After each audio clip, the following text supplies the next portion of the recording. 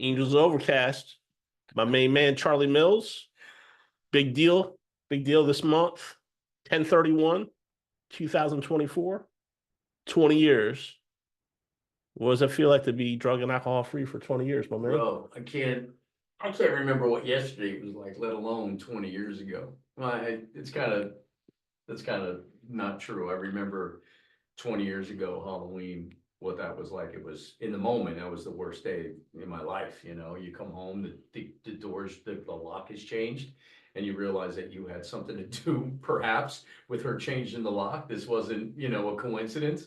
And then, I go to my mother's house, and my mother basically shuts me down. And in that moment, the two biggest enablers, the girl I was dating and my mom, my enablers were gone. And what am I supposed to do in that moment? I was homeless. And like I always say, man, I'm way too pretty to do homeless. No living in a van under a bridge down by the river for this guy. And, 3 days later, I crawl back into an AA meeting. And yeah, bro, that was the beginning of it all. And a lot of uncomfortability, a lot of change, a lot of growth, a lot of change and growth that was premeditated and planned and embraced, and a lot of unexpected opportunities, to grow and change and learn and expand.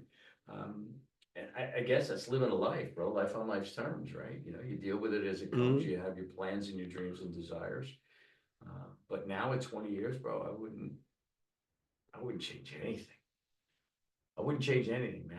I got a life way beyond what I ever could have planned for myself.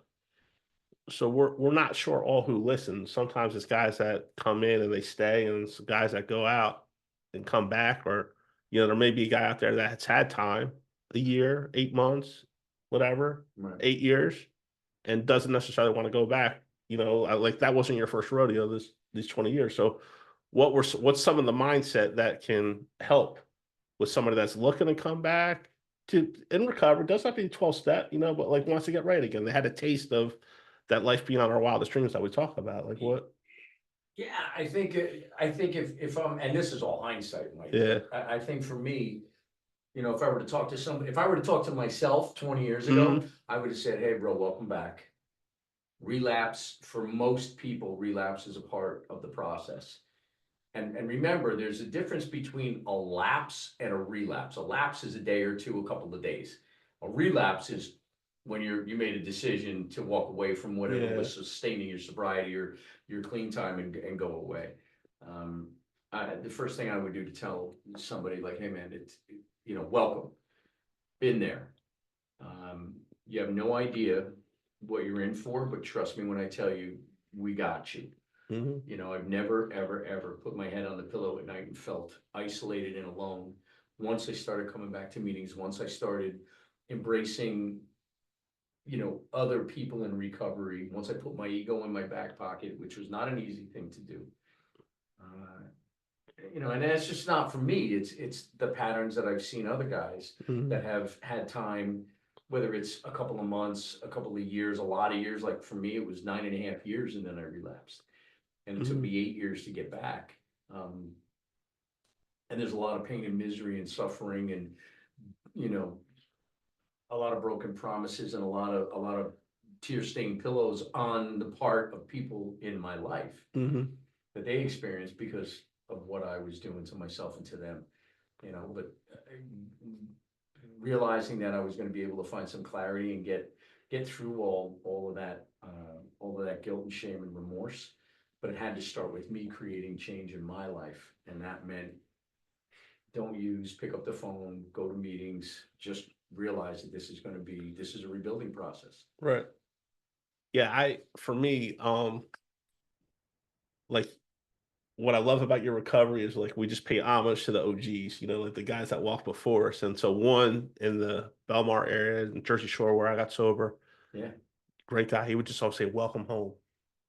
And bro, that's like the heart center of love, that just welcome home. And then he didn't co-sign any crap, but he said, welcome home. Right. And that was the one thing. And I'll remember I was inside 90 days. I was a young man. And this guy said, definition of a relapse. We think it's somebody picking up a drink or a drug. He says, if you look it up in a dictionary, it's like after showing signs of improvement, returning to a previous state. Yeah. So it's like what you said, as far as like the lapse happens, like I could be in a lapse if I'm not calling my sponsor, not doing, not praying, not meditating, all these things. And then the drink is just the last symptom of the relapse, Yeah. or the drug is the last symptom of it. But the relapse happened months ago, maybe years before.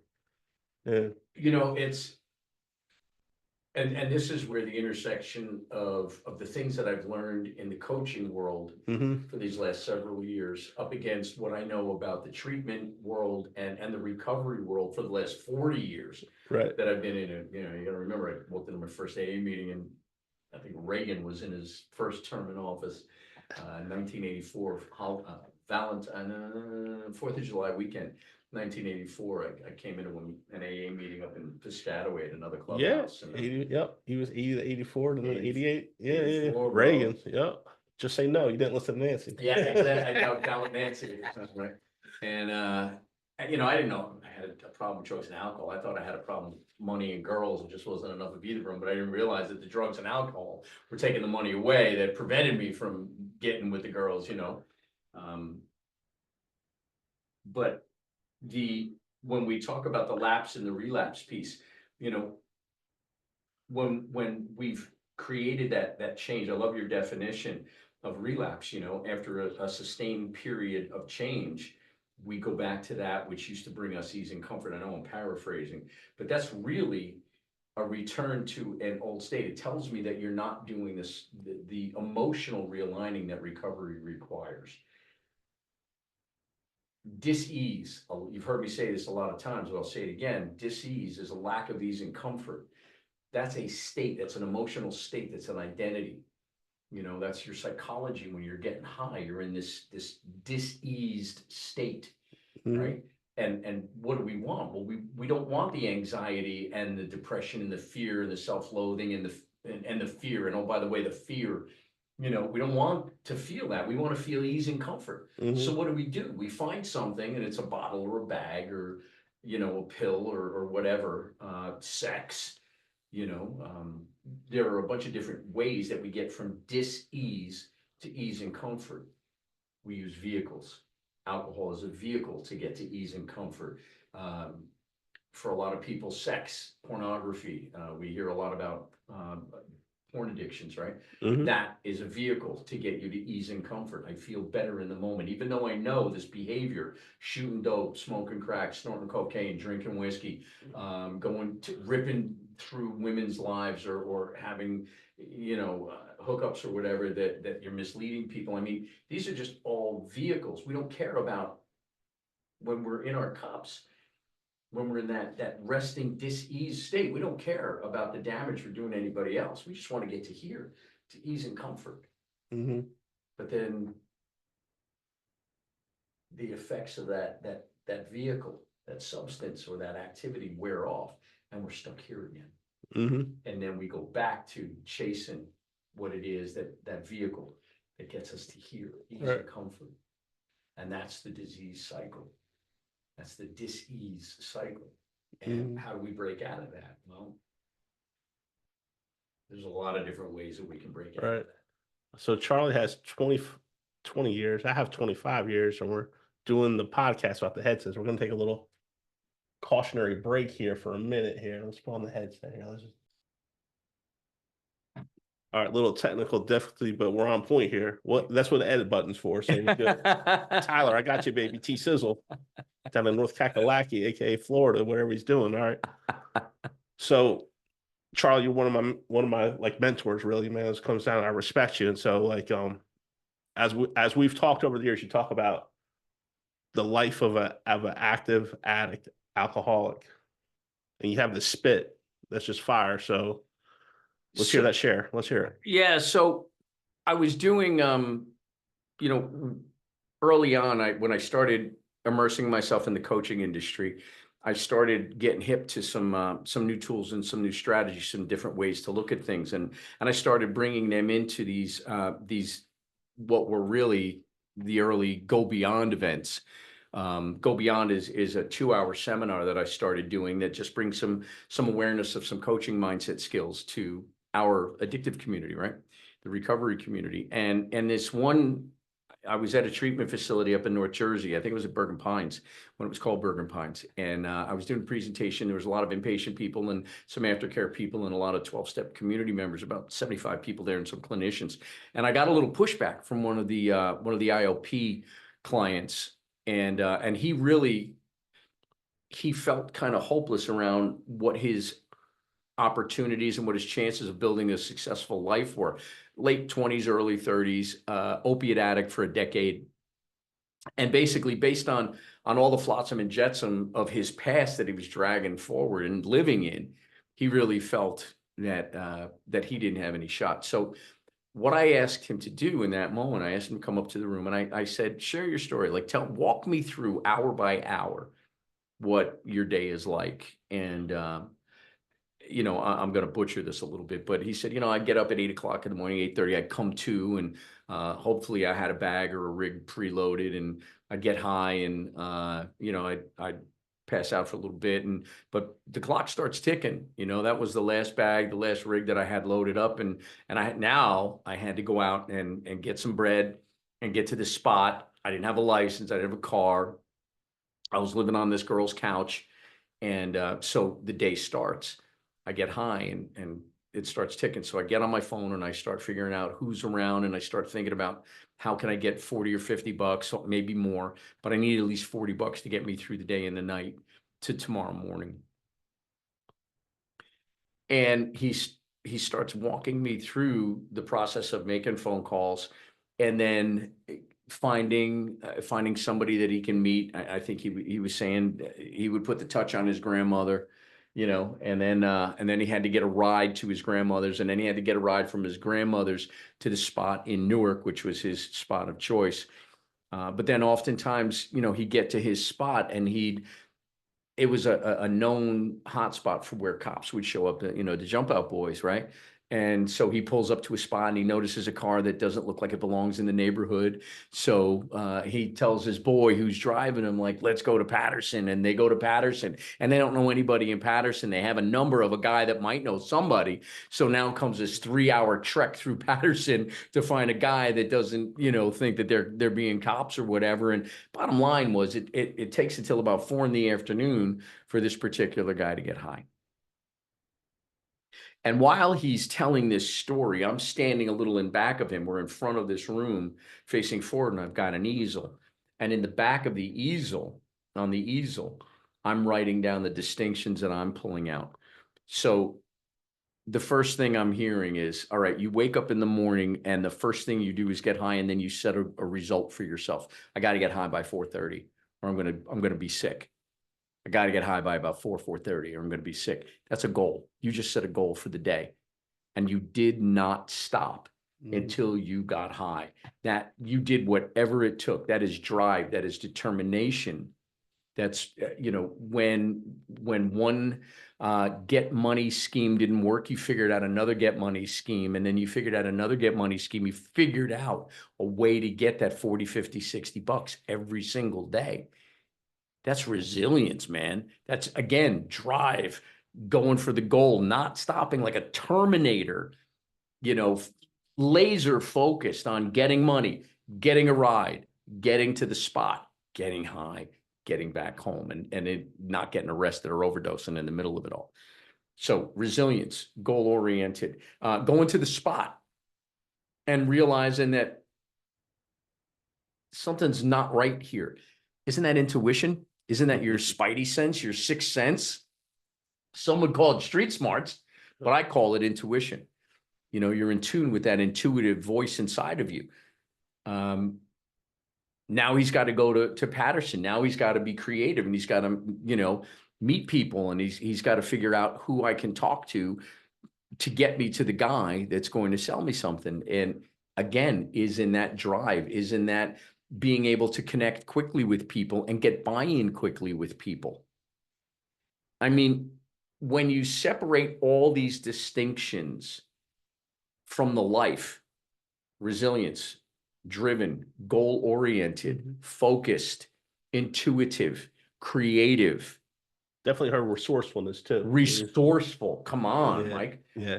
You know, I mean, aren't those, if you were an employer, or if someone listening or watching was an employer, or and those characteristics showed up in a potential hires resume, wouldn't you want to sit down and talk to that Right, person? right.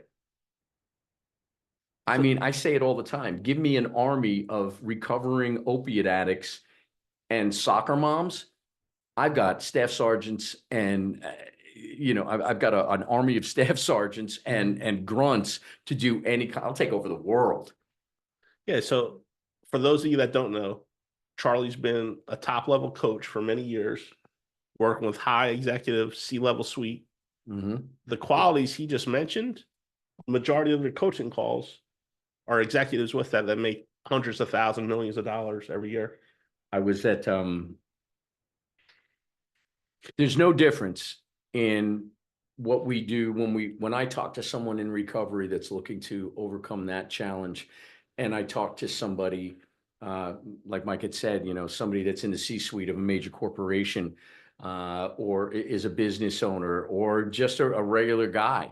you know Success leaves clues, and there's no difference between the success of an opiate addict scoring and a CEO leading his company.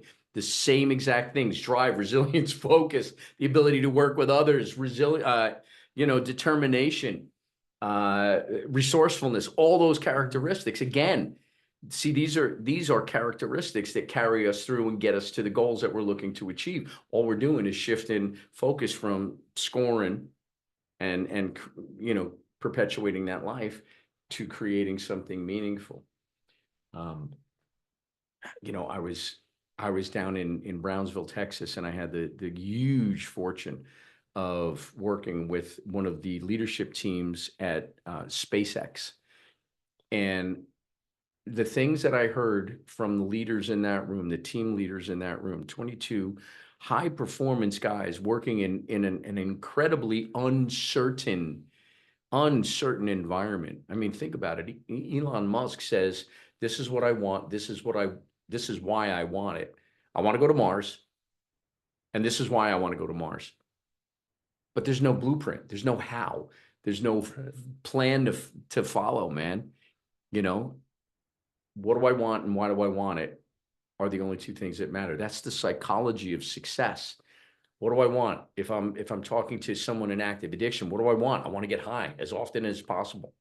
Why do I want it? Because I don't want to feel the way I want to feel. I want to walk away from this dis-ease state that I find myself in. Mm-hmm. That's the what and the why that leads you to the bag, the bottle, the substance, the activity that gets you to ease and comfort. It's the exact same blueprint of success that I've coached leaders, C-suite guys, in dozens of companies over the last several years. It's the exact same. It's the same process, man. Change is change.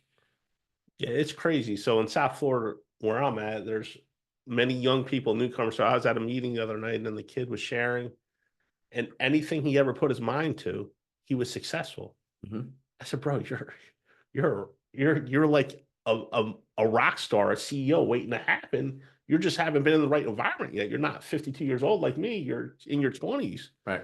And I just see so much greatness. And then, so in recovery, what I've noticed a lot of times is we play small and we don't step into like where it is. So like, Mhm. what can you share with the users? Like I've watched you these past 20 years, man. If you're, How do you step into the next level of sobriety? yeah, bro, that's a great question. The first phrase that comes to mind is the quality of your life is in direct proportion to the amount of uncertainty or uncomfortability that you can endure and embrace. Change is uncomfortable, man. Change can be uncomfortable.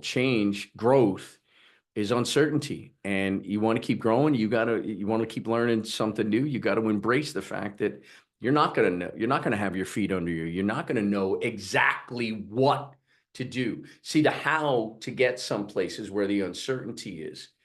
The what and the why is completely in our control. And it's when we focus on what do I want and why do I want it, that the how kind of works its way out. So getting to the next level of sobriety or the next level in your life, well, you know, my first thought is that, it's going to happen organically. Mhm. Emotional sobriety takes the time that it takes. It's a lot of that growth happens. For me, I can certainly say it's experiential.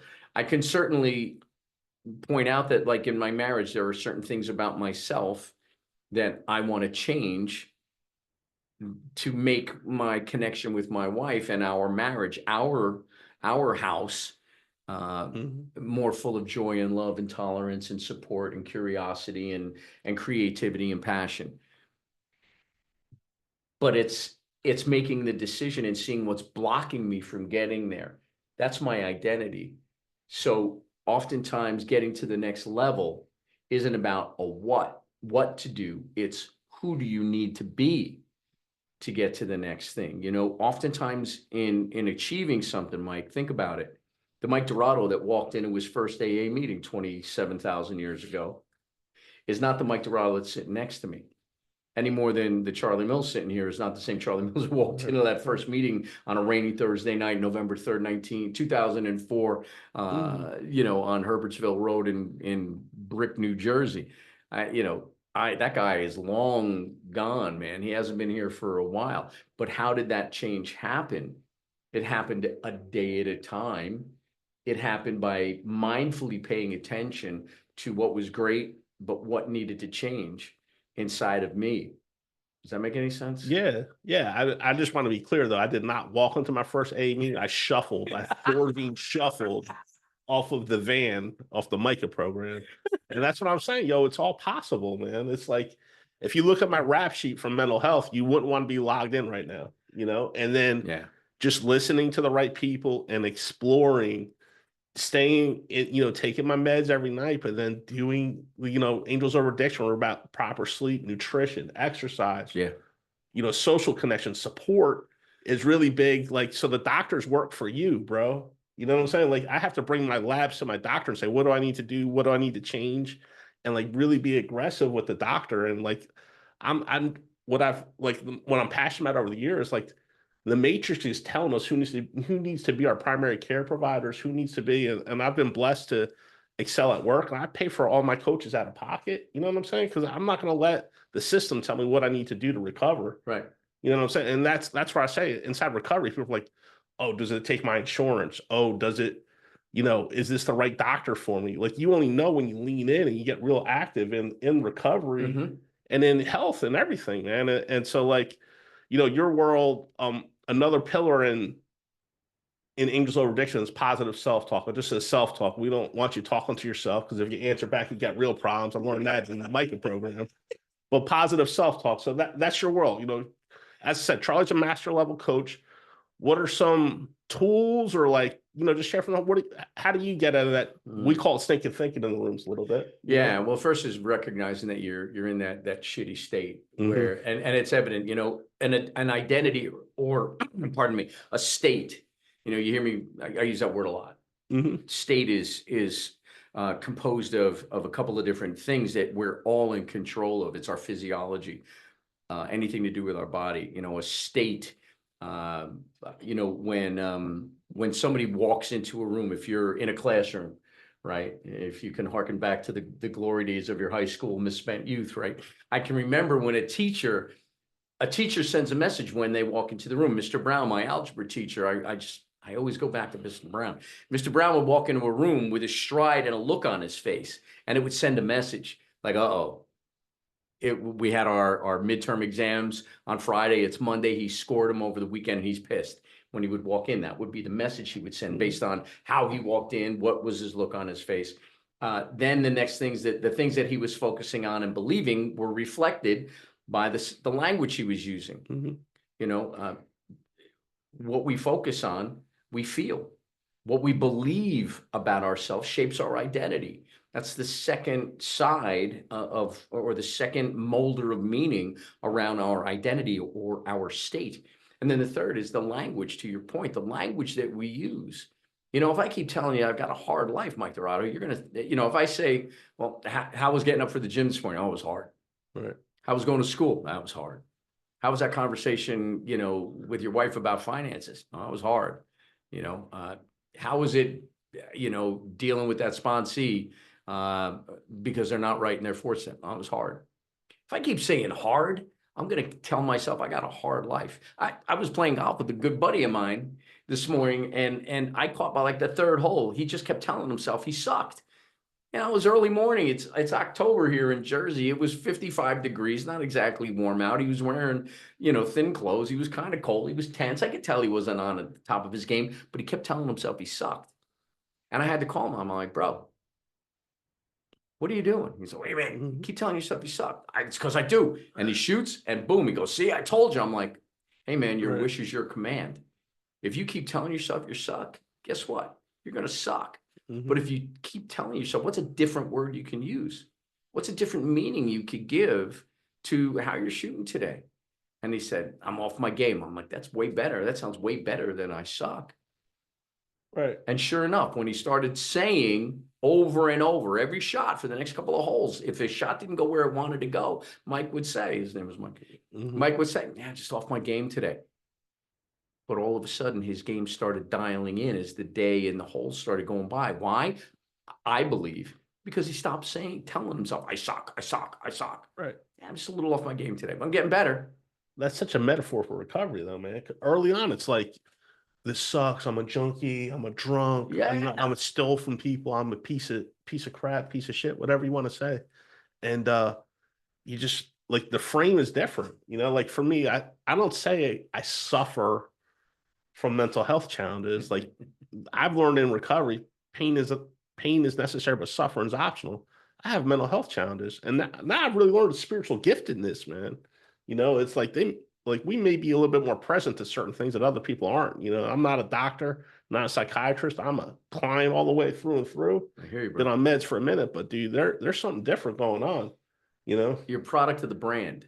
Yeah. You're a product. I mean, you asked earlier, what has to happen to sustain and grow the change? And I had said a lot of it is experiential. The Mike Dorato at day 1 was not the Mike Dorato at day 30, was not the same Mike Dorato at day 60. You were starting to believe different things about yourself. You were focusing on different things. The language piece was starting to change. And man, the physiology was definitely starting to change. Maybe you were a little more conscious about hydrating all during the day. Maybe you were a little more conscious about dumping the sugar and upping the protein, dropping the carbs, maybe you started going to the gym and working out and feeling, straining yourself in a good, positive way. The Mike Dorato on day 1 was not the Mike Dorato at day 45. And that's one of my biggest observations in what happens in treatment. When you come into treatment, you're running out of a burning building. Whether you walk into a 12-step meeting or you check into a detox or go right into inpatient, or it's because most likely it's because your house is burning down metaphorically and you're running out. But here's the thing, 15 days later, 30 days later, you can't feel the flames of your burning house lapping at your ass anymore.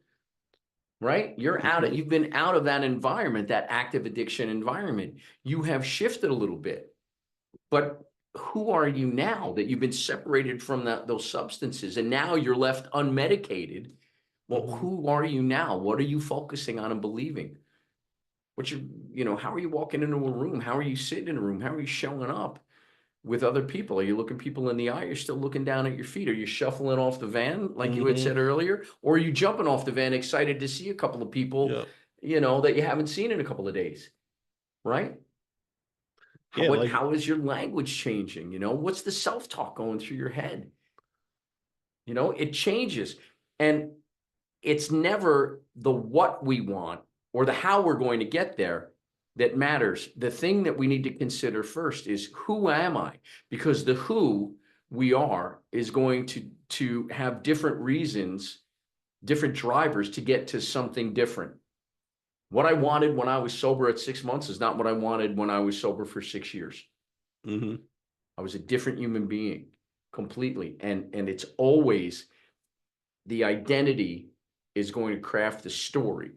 The story is going to have an impact on the potential, and the potential is going to impact the actions that we take. The actions or the strategies that we put together are going to get us results. And those results are going to feed back into the story. If we start with a shitty story, a story of, well, I don't know, a story of Right. uncertainty, then our potential is going to reflect that uncertainty. Mm-hmm. Whether it's getting a relationship, or getting an apartment, or getting your license, or getting through drug court, or getting your kids back, and whatever it is, it's going to have an impact on what you feel your potential is.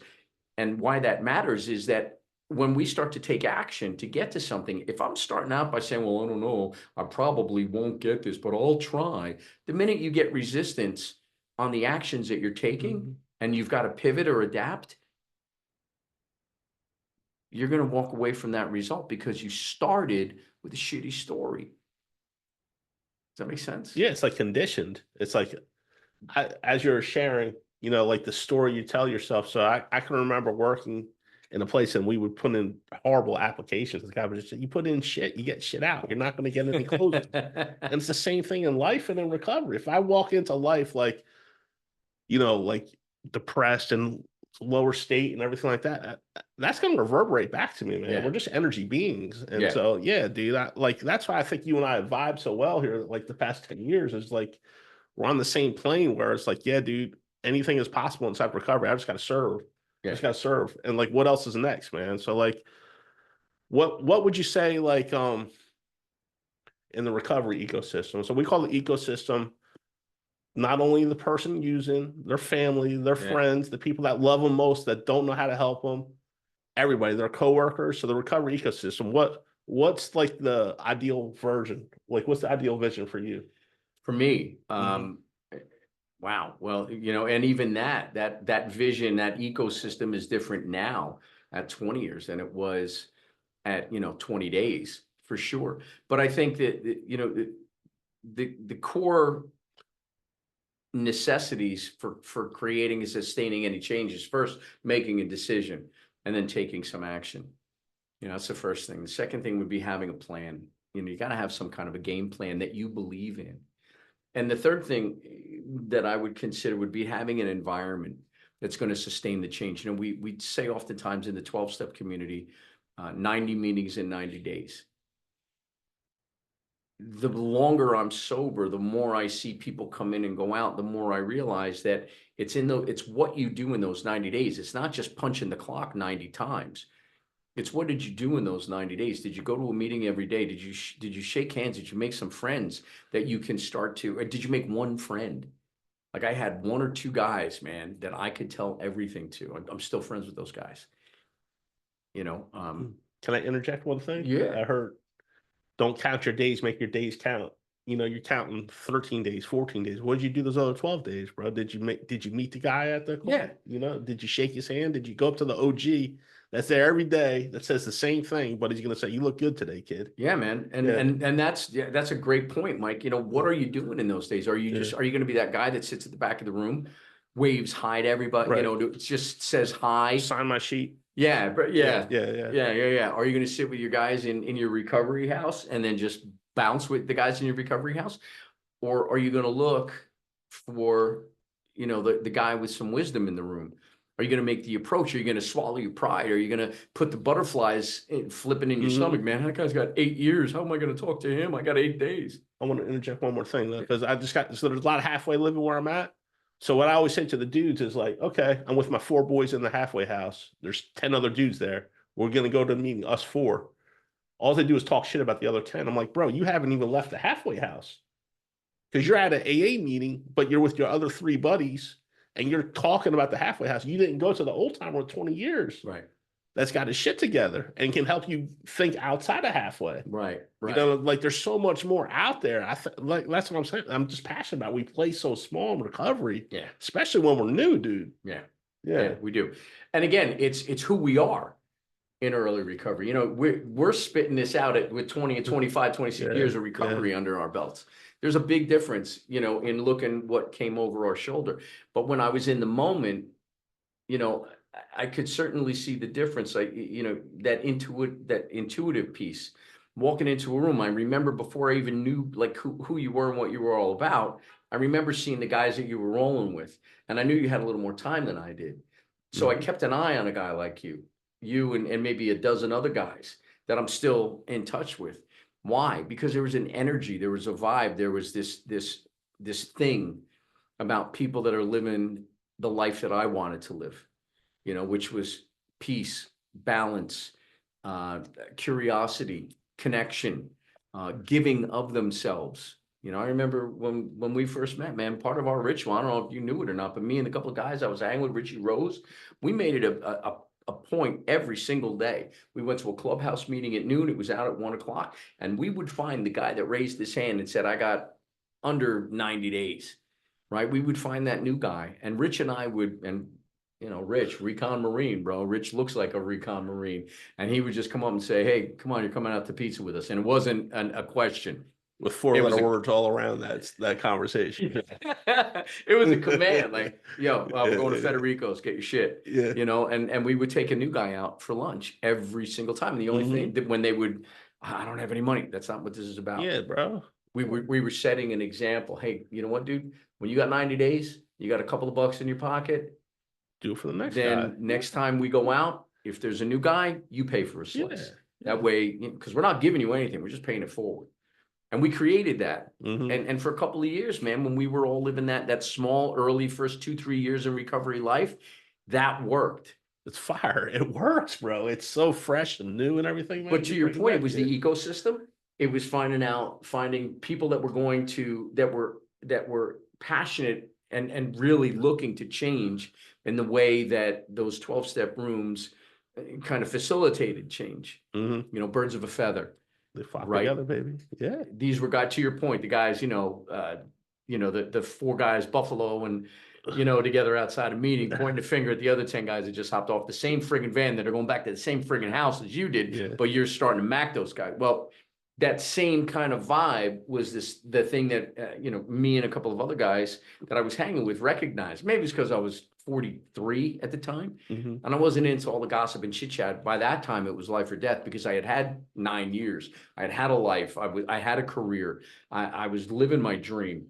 And I burned it down by picking up a drink again after 9.5 years. So there was a little more urgency. There was no time for fooling around at 43. Man, the gift of desperation was fresh. I want to be clear though, bro. We're I'm like early 90s, late 80s partying. You're a little bit before then, but there's very little margin for error nowadays. So you get a cat under 20, 18, 16. Yo, this is about life and death then too, bro. This is about life and death from the rip. I learned that. Like I was told, do everything you can because you act like your life depends on it. Because it motherfucking does. You know what I'm saying? Bro, I can't tell you how many stories, and you probably heard the same thing living down in West Palm in that area. How many times have we heard the excuse, I'm just going out for one, I'm just gonna go out tonight. Listen, man, I'm gonna take off for the weekend. I'll be back in the rooms on Monday, man. I can't do this weekend for whatever reason. And we get the call on Monday or Tuesday that guy ain't never coming back. In fact, we got to go see him laying in a box, and we got to get online and put a suit and tie on and kneel down and say goodbye. How many times has that happened? Because they think it's only one, Yeah. So you're right. The stakes have risen. But here's the crazy thing: with the stakes rising, so has that fearlessness I've noticed in young guys and gals that just they think they're immune. They'll know when they're screwing up.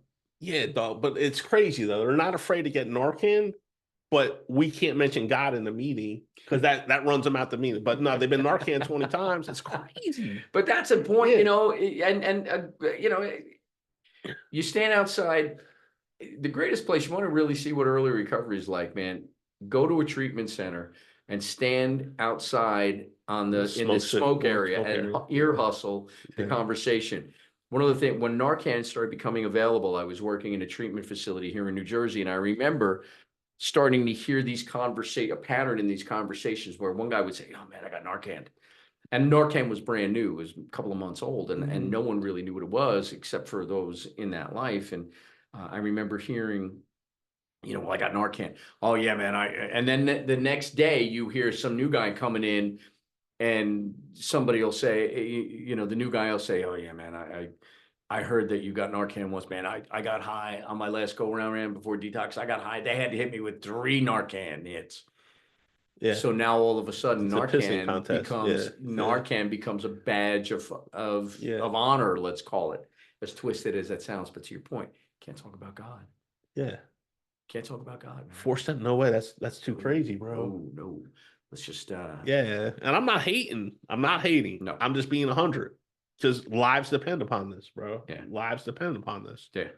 No doubt. Yeah. Yeah. So what are some other things? Like, let's say somebody's, I don't know, a week in, 3 weeks in. Weekend. Again, Simple. Like what's is it just waking up and praying, or like what do you think? Or is it just telling yourself something good, or what do you think? I think for me, I remember, and maybe this is it. I remember somewhere around 90 days, I was able to move off that couch, and I was able to somehow, some way literally scrape together the money for an apartment, and I moved into an apartment with, I think I had a futon and a lamp and a couple of garbage bags of clothes, man. I didn't have a coffee pot. I had nothing. And I remember that first night in that apartment, that little back house in Bradley Beach. I think my rent was like $800 a month. Mm-hmm. And I didn't know how I was going to pay that at the time. And I remember that first night laying down on that futon and crying myself to sleep. Because here I am, 44 years old, sober maybe, I don't know, 120 days. But I remember they were thoughts and tears of gratitude. Yep. Thank you, God. Today's the blank canvas. The peace, bro. Yeah. It starts here. I got a spot. I remember thinking, I got a spot. It's my spot. It's small. It's nothing to write home about. I couldn't even have a date over to cook dinner. Right. There was no room. It was such a small little railroad flat. But I remember, I'm sober. I got a spot. I'll get through this. And there were challenges, man. There were money challenges. There were challenges with work. I was playing a couple of nights a week and teaching a couple of nights a week, and I was starting to learn a trade during the day because I had time on my hands. And that same guy, Richie, asked me, "Hey, you got a truck? I got some tile jobs. You want to work a couple hours in the morning? I'll show you how to lay tile." Yeah, sure. Because I wanted to just, I remember expletive. Well, yeah, pretty much. I was Yeah, Richie, yeah. expletive. But I remember thinking, wow, you're going to pay me $40 a day, $40 a morning. And my first thought was, I could go and buy a London broil. There it is, though. That's a good piece of meat there, bro. Brother. Yeah, I mean, like at the time, it was like $6 for a London broil. But I remember it was so close. My budget was so close that I was living on rice and beans for days and days. That slice of pizza, that whole process didn't happen until about 6 or 7 months in. I feel you. You know what I'm saying? It was tight, man. I had to worry about gas and car insurance and the real and a cell phone bill. Bro, I was a 26-year-old man child, bro. I was getting allowance from my dad going to the Michael program, bro. I could get a windmill hot dog, which is like $6, like once a week. And I was like, this is balling, straight balling, But yeah, early recovery. Getting one person, I think for me, the first big milestone was making meetings and getting to know people in a scheduled set of meetings. Yeah. And we had it easy because we had a clubhouse. Mm-hmm. And I scheduled my life to make sure that I was every single day at that noon meeting. So people knew me. When I wasn't there and I walked in the next day, we were wondering where you were. People wondered where I was. That was a good feeling, knowing that I was becoming a part of. I was missed. I was, I was a part of a community, and that's a need, man. Love and connection, that's a basic human need. And it was being fulfilled by going to the Shoreline Club every day at noon. Having one friend that I could start to let the line out and start to trust and start to tell little bits of my deepest, darkest fears and stories and the shameful moments that I felt I needed to get off my chest before even doing a formal fourth step. There were some burning things that I had to share with somebody. And Richie was that guy. Yeah. So if you're asking what to do, getting a connected routine of meetings where I am going to be missed if I'm not there, finding one friend, man, that's on the Right. path with you, and yeah, and getting a sponsor was essential.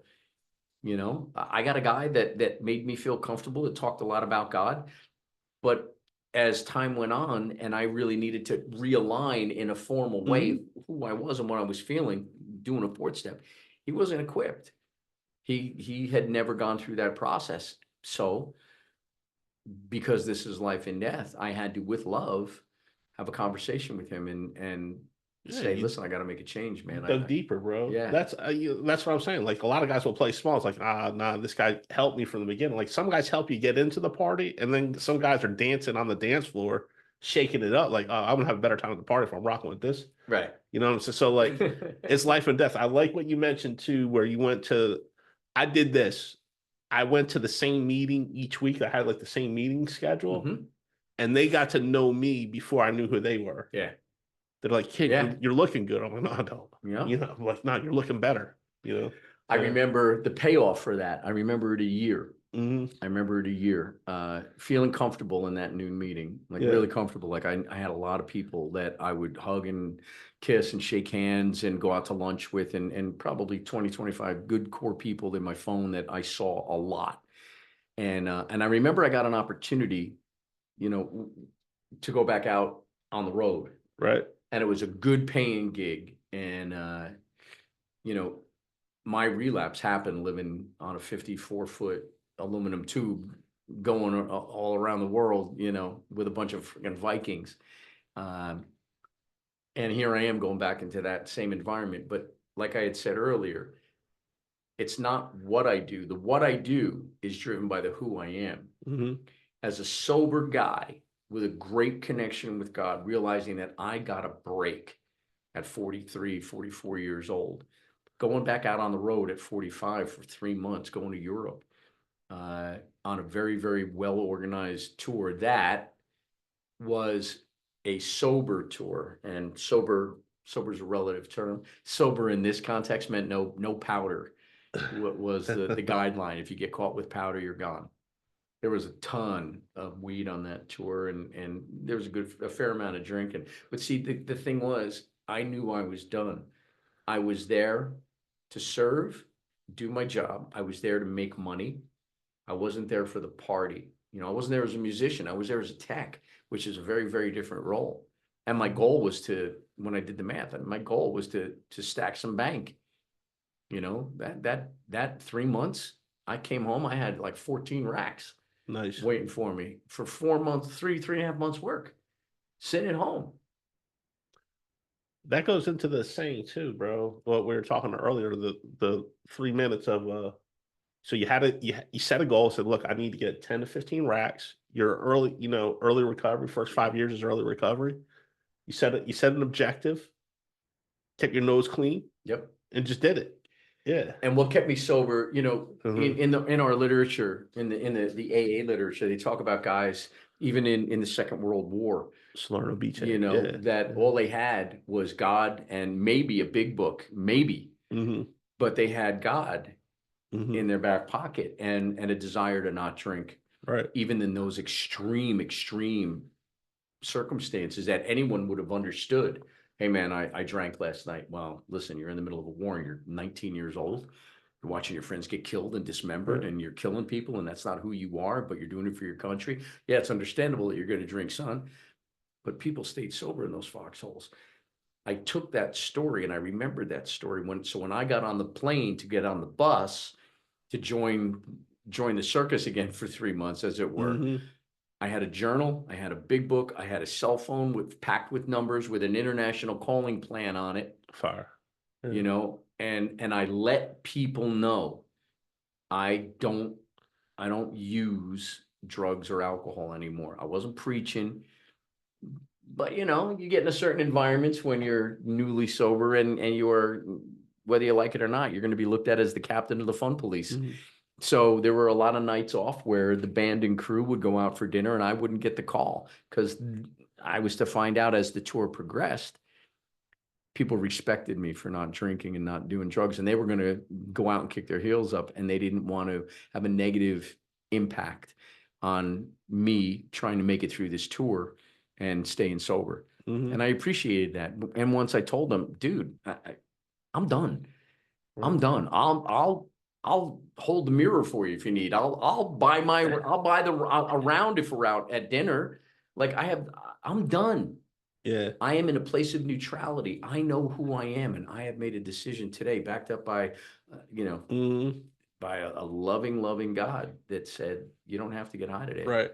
Yeah, that's my friend's line. He says, people come to him, is it gonna offend you if I drink in front of you? Like, no, it offends me if you don't drink in front of me. Absolutely. Like, Absolutely. get hammered. Don't let that 12 pack sit there. Like, oh, just pound it, call the bookie, get a few women of the night, like, deluxe package. Let's do it. It's like, what are you doing? You're sipping it, you're throwing it away. It's not good. Right on. Get out of here. Right on. Get out of here. I got, even at 20 years, I always try to make sure I've got at least one or two guys coming to my house, Fire. to Yeah. make sure that we're going through the big book, no matter what other processes or systems that I know on how to enhance sobriety. At the end of the day, I am an immense believer and will always be a believer in the power of one man working with another, going through that 164 pages in the big book of Alcoholics Anonymous. No amount of coaching skills enhance that, but that's where it began for me. I am a product of that book. Right. Right. And oftentimes, people will come over and the first or second time, they're like, dude, you don't feel uncomfortable having your wife having a cocktail afterward? I'm like, no, why? Right. This is my home. To your point earlier, I would be offended if people didn't drink around me thinking that I wasn't strong enough or what. It's got nothing to do with that. Right. Right. I surrendered. I'm done. I know what happens when I put booze into my system. So oftentimes, people will come over and the first or second time, they're like, dude, what's up with that? I'm like, bro, I'm the alcoholic. We're free, bro. My wife is not the alcoholic. I am free. I can go free. anywhere in this world. Yeah. I can listen to music. I can go anywhere because I know I have the choice. It's, the guy that brought me through the book, Pete, we were talking about God early on, and he said a couple of things. One of them said that, how I know there's a God, Charlie Mills? I said, no, Pete, how? He goes, I woke up this morning stone cold sober. That was God. That's God's gift to me. What I do with today as a sober guy is my gift back to God. Yeah. And I love that, that's really, if I keep it that simple, God's always watching. He's not going to get pissed at me. Yeah. He's going to, if I, God forbid, ever, picked up a drink or a drug again, God would cry. Right. Like any father would cry watching a son hurt himself. He would be upset. He wouldn't be mad at me. He would be sad. That's my belief, by the way. That doesn't, you figure out what you believe, but yeah, for me, that works. So a few things. One, so when you're talking about how you're always with a couple guys in the literature, and then so I just want to tie that back to like your profession. Is it Maslow? The contribution and growth is the pinnacle of human existence. Yeah. So, and this is. So how do you tie it from recovery to kind of your world a little bit? Because again, I'm trying to wake up the ecosystem, man. You know what I'm saying? Like in Area 44 here in North Jersey, we say one hand in God, one hand in recovery, one hand to pick up the drink. Right.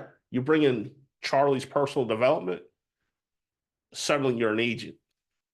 You're awake, and it's a way different ecosystem. Yeah, change is scary. When guys like us, and it's just the reality of coming with a different mindset or a different idea. It shakes people up. Like, what are you trying to make AA better? No, I'm not trying to make AA better. I don't want to change AA at all. I love AA. Just like there's a lot of guys that just love Narcotics Anonymous or Cocaine Anonymous or whatever your A is, jump in and do it, baby, because it's a supportive environment at the end of the day. One of the things I realized, and these are points of congruity, personal development is about change. It's about elevation. Recovery is about change, personal change. It's about elevating. It's about walking away from one life that was destroying you and everything around you, and elevating to a life of meaning, purpose, and you know, whatever you want it to be. All of us human beings have the same core 6 human needs. The same 6 needs are inside of me, inside of you, inside of a kid living in the mountains in Peru, you know, a woman with a family living in the Netherlands. I mean, all of us have the same 6 human needs: certainty, uncertainty or variety, love and connection, significance. Those are the 4 basic human needs. But the 2 needs where fulfillment comes in, where you really get lit up: growth and then contribution. Those are the 2 needs of the spirit. And if you think about it, you know, that's where fulfillment comes in. When you're growing and learning and realizing that you're not the same guy in whatever way, whether it's your body, your knowledge, your impact. When you realize that you're not the same guy today in October that you were in June, that's pretty exciting. You feel good. You feel like you're doing something different. And when you're making the world a better place, when you're sitting down, like walking out of here, man, I've been up since 5 o'clock this morning. You know, I know you're an early riser too, dog. And here it is in Jersey. It's 8:15. I got a beautiful wife waiting at home saying, honey, get home here. You know, I need my man next to me. Okay, cool. But first things first, I know on the ride home, I'm going to feel awesome because we took an hour, not just to get together, but I know that some of this information is going to land on, even if it lands on one person, it's going to make their life a better place. When I sit down with somebody and bring them through the book, it's contribution.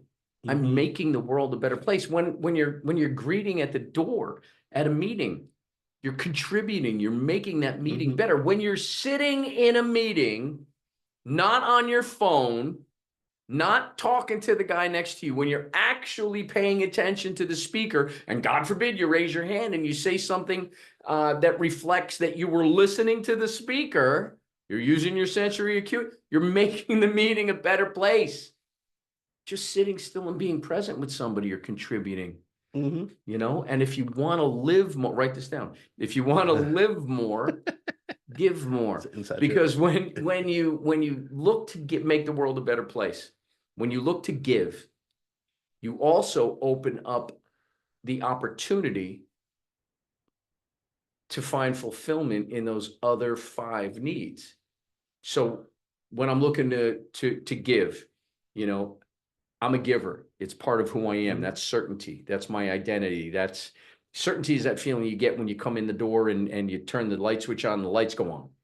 Or you open up the refrigerator and you've got a choice of healthy food, or you turn the tap on and you've got clean drinking water or bathing water, you know, that's certainty. That's that feeling that everything is good.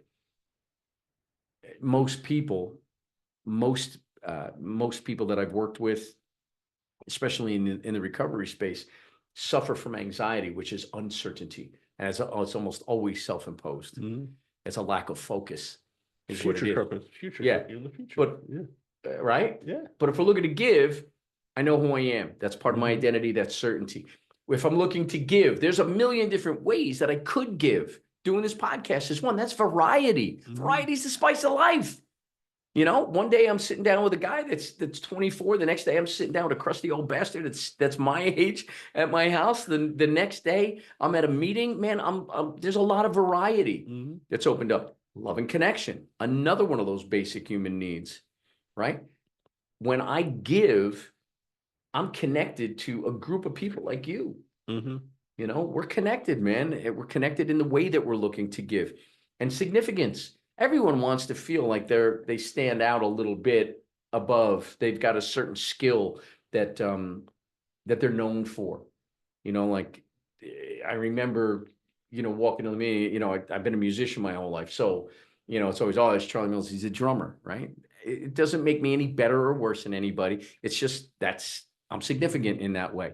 You're Mike Dorato. You own Angels Over Addiction, man. You're throwing it all on the line here to make the world a better place. That's significance if you choose to look at it.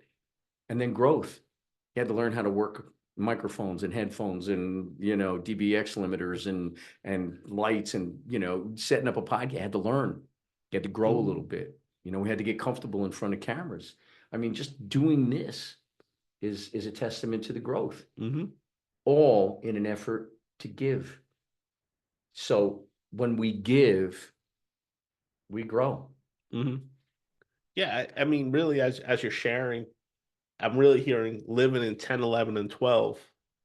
Yeah. 10, step 10 for those that aren't in, it's personal, continue to take personal inventory when wrong, properly admit it. So it's just the checkup from the neck up. Like, where am I being a dick during this moment? And let me check. And this is my, for you 12-step guys, put your Kevlar on because I'm going to throw it at you a little bit. In a nightly inventory, we're told to look at where was I wrong? Where was I selfish, self-seeking, self-centered? Man, all that's available to us because we are not perfect people. My guys, I always say, start off with 2 things that you did awesome today. You want to take an inventory? Don't discount the great. Bro. You cannot build on lack. If I keep telling myself I'm selfish, I'm self-centered, I'm self-seeking, I am going to be caught in this spiral and I'm never going to elevate. I'm going to bring him back. He's going to get on the soapbox. No, man, that's me, bro. 100%. Because, like, what it is, this for me, 10-step is spot check. It's all about the spot check. Where am I being a dick? Let me call my sponsor. Let me pray to God first. Call my sponsor. Call somebody in my inner circle. Like, yo, this is what's up. Step 11, if you look at the language of it, improve our conscious contact with God as we understood him. You know what I'm saying? So I think I'm sought through prayer and meditation to improve our conscious contact with God. So what I've always heard, grow or you go. And so for me, it's not this meticulous, where was I selfish today? Where is self-centered? I'm trying to grow my relationship with my higher power. So I'm listening to Charlie's expression of faith. I'm listening to Bob's expression of faith, and I'm picking their brain. Hey, what books do you read? What spiritual practice do you do? Grow or you go. So for me, my 11th step is just to improve my conscious contact, and it's game on. When I'm at a meeting, I'm all ears because my life depends on it. No doubt. And then the contribution is step 12. I'm not, like the dudes that just take and like, well, I don't have time for meetings anymore. Are you kidding me, dude? Are you kidding? You wouldn't have time if it wasn't for meetings. Yeah, it's crazy. It's crazy to me that suddenly I don't have time to make meetings or help other people anymore because my life got too busy. Get up early. You got up at 5. I got up at 3:30. I flew up from Florida this morning, bro. We're rocking, dog. Yeah, here we are. Yeah, man. Yeah. I mean, let's go, bro. I'm like, if you're out there listening, you're listening to this podcast, you want all there is out of recovery, let's rock. Let's do it. That's it. Yeah. That's it. And again, it runs congruent to everything that we've learned. My coaching life, the things that create change in normal, average, everyday people that are looking to just elevate, that are curious, that aren't accepting the status quo, that are looking to turn their personal internal thermostat up a little bit, whether it's getting into better shape, getting that degree, increasing their impact with their family, engaging with a therapist. I can't figure these things out. What an act of self-love, picking up the phone and saying, hey, man, I can't figure this out. I think might need to talk to somebody. I'm not suicidal. I'm not homicidal. I'm not genocidal. I'm just not feeling right. And I think it might have something to do with the past. What an act of self-love. What an act of growth. Yeah. Just picking up the phone and reaching out to somebody. So if we're looking at the things that make successful people in recovery successful and staying away from a drink, it's the exact same process that I've talked about. I got 13,000 calls under my belt to date, a little over, working with average everyday people up to high performance teams. And it's the exact same process. What needs are being fulfilled by what activities, what's blocking you from accessing those internal resources that you have. And it starts with identity. What do you believe about yourself? And that those beliefs come out in the story that we tell. My beliefs are all through this entire time we're spending together today. So like 13,000 calls. I know you know your shit. I know you well. If I want to get in touch with you, I just go to my cell phone. Somebody's listening to this. They don't know you. They're from Indiana, Alaska, Madrid, Spain. How do they get in touch with you? cmillscoaches@gmail.com. So one more time. Say that again. CMILLSCOACHES, C Mills Coaches, all one word, at gmail.com. And I'll have that in on the bottom of the website. We'll have this on Vimeo there. So Yeah, baby. if you want to get in touch with Charlie, he can help. Yeah, man. Yeah. I'm always around. It's always an honor. You know, I love, I mentioned it to you last week, you know, that big transition, all transparency. There's a transition coming in my life in the next several months. There's a transition. It's going to mean an uptick here with Mike and I. You're going to be seeing a lot more of us. It can be scary thinking about that transition, without a doubt. But that transition is a reflection, as we were saying at the top of the podcast, who I am. It's the who is going to dictate what I want.